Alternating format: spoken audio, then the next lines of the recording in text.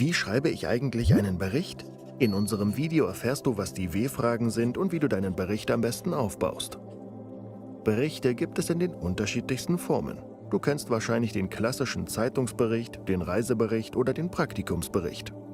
Aber wir haben eine gute Nachricht für dich. Alle Berichte sind ähnlich aufgebaut.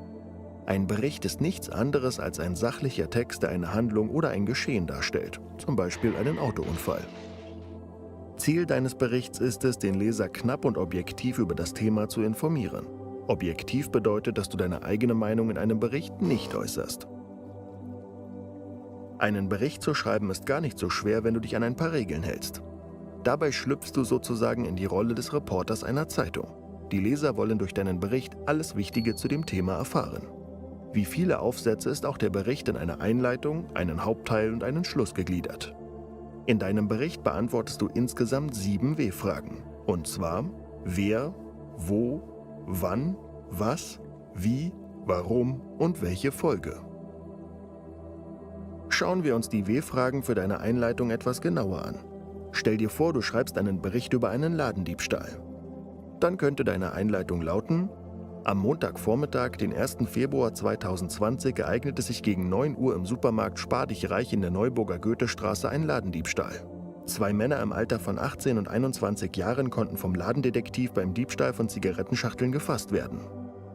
Der Leser erfährt hier also, was geschehen ist, wer an dem Diebstahl beteiligt war, wo er sich ereignete und wann es geschehen ist. Damit gibst du dem Leser einen ersten Überblick über den Inhalt deines Berichts. Schön. Dann kommen wir schon zu deinem Hauptteil. Darin gehst du noch näher auf das Geschehen, also das Was ein. Du erklärst hier Schritt für Schritt, wie das Ereignis abgelaufen ist.